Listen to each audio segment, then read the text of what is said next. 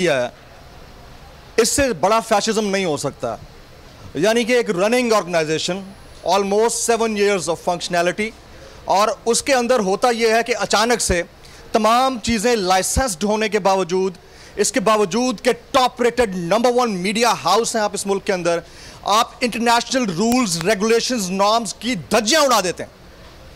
आप बगैर पूछे ऑफिस के अंदर एंटर होते हैं, मुलाजमीन को हरासा करते हैं।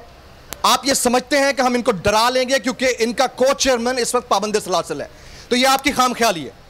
तमाम international media organisations, I would request here from the gate of Bol Media Network, this head office of Bol Media Network is under attack by this fascist government.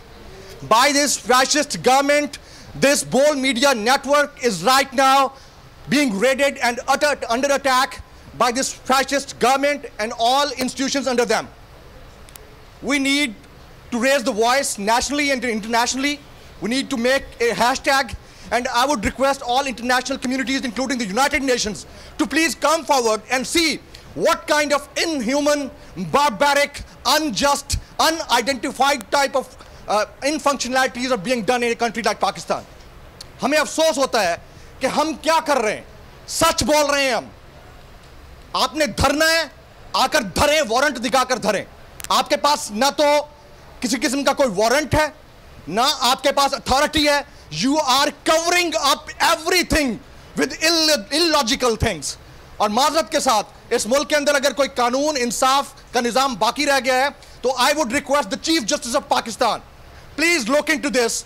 We are thousands of employees under siege right now by this fascist regime. और इससे हमें निकलना है। अगर आज हमारे साथ हुआ, कल कोई भी इसके रिसीविंग एंड के ऊपर होगा।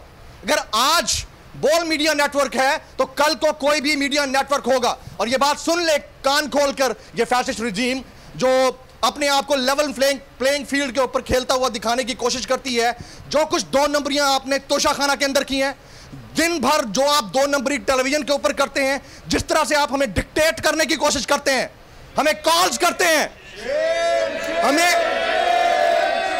हमें सप्रेस किया जाता है, हमें डराया जा रहा है, हमें बरहना किया गया, हमें उल्टा लटकाया गया। We'll never give up.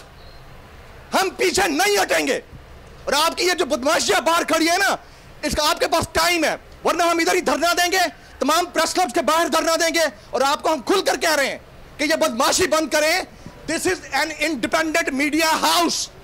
This is the true face of public of Pakistan. This is the real Pakistan. This is the Pakistan of 2023.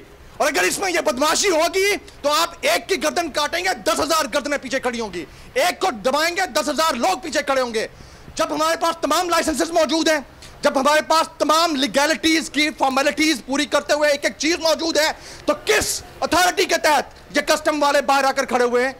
किस कवर अप के तहत इन लोगों ने गन पॉइंट के ऊपर लोगों को हरासा किया है? क्यों? कोई ये जवाब देना पसंद करेगा?